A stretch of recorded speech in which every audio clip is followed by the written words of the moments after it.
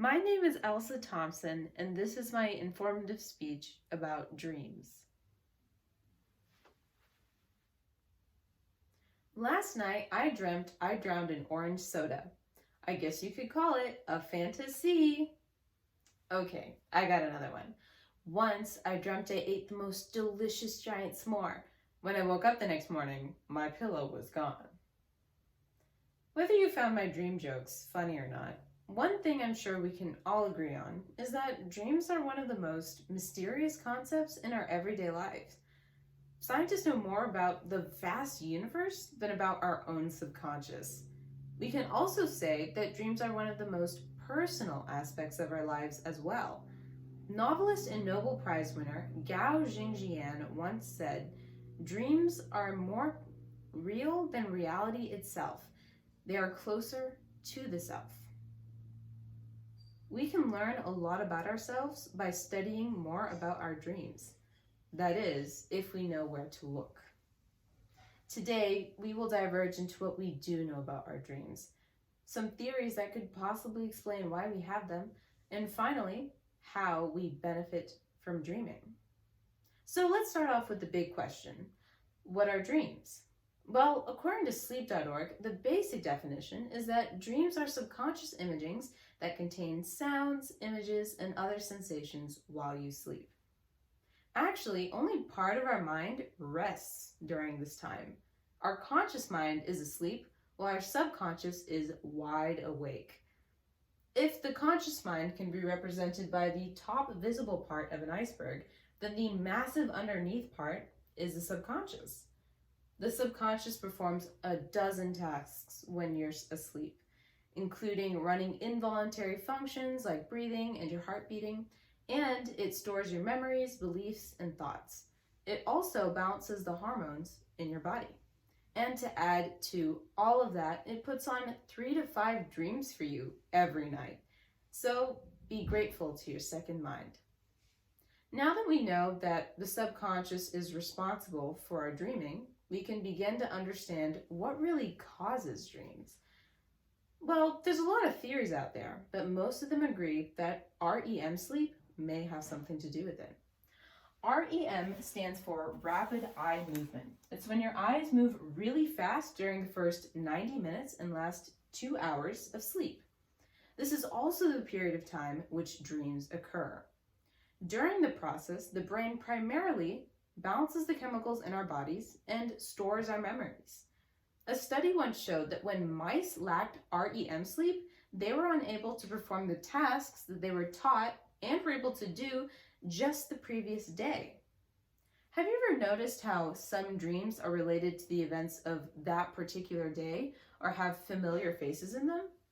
An interesting article I read from the Neurosciences Institute of Stanford University says that we have seen every single random person in our dreams at some point or another in the real world, even if we have no clue who they are.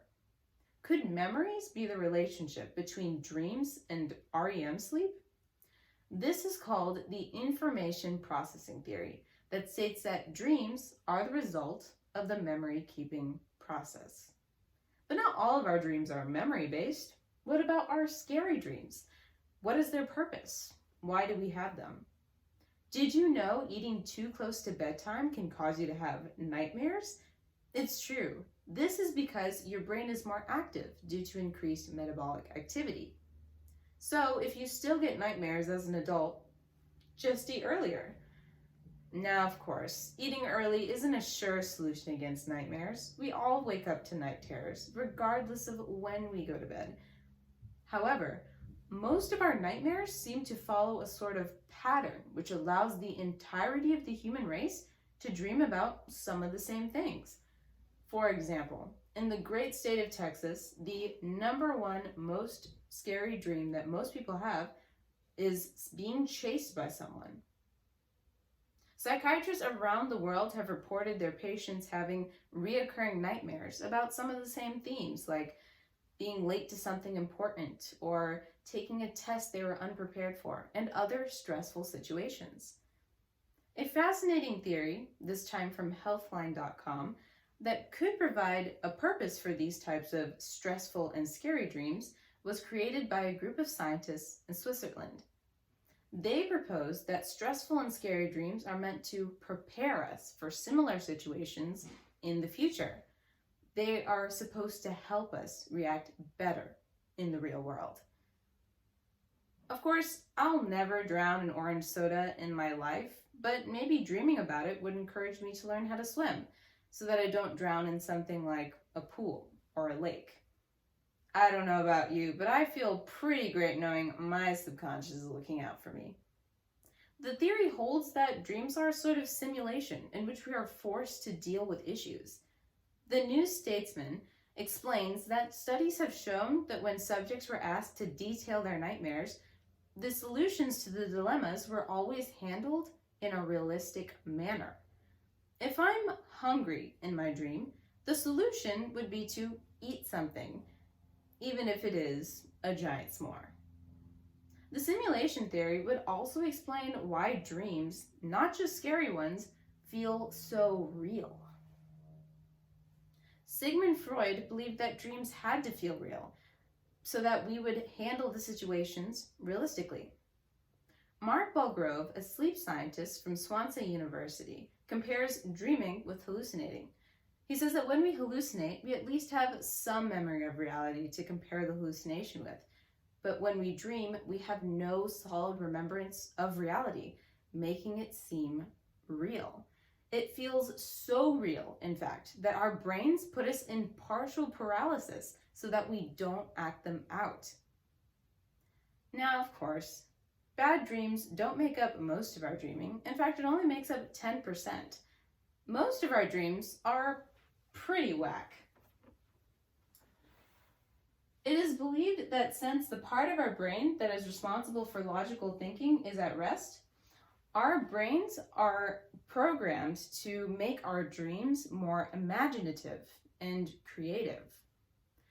An interesting theory I read from the Very Well Mind that was created by two guys named J. Allen Hobson and Robert McClary says that during the brain's process of storing our memories, two unrelated memories may run into each other while traveling through neurons. Our brain tries to make sense of the two by relating them using creativity. It's like the interesting version of the simulation theory. Hobson believed that this was the brain's most creative state. He said that we could have new ideas because of our crazy dreams. And he was right. Many of the revolutionary inventions that we now have are the result of dreams, such as DNA, Google, the sewing machine, and many more. Einstein had a dream in which included electric fences and a cow, which gave us the theory of relativity. Paul McCartney came up with the tune for the song Yesterday from a dream in which he was playing the piano. James Cameron had a nightmare in which his kitchen appliances were trying to kill him, giving us the Terminator series. But not only do dreams give us new ideas, they can also heal us too. Cynthia Roberts, a university professor at Rush University, did a test to show dreams' effects on depression. She had recently divorced women who also had clinical depression incorporate their ex-spouse or the relationship in their dreams. Those that did were able to dream up of solutions to their problems, and they were able to wake up more positive the next morning. Those that did were more likely to recover from depression than those that didn't. So not only do our dreams spark innovation, but they can heal us too. Is it surprising that our brains are constantly training, healing, and inspiring us to be the best that we can be? Today, we talked about what it means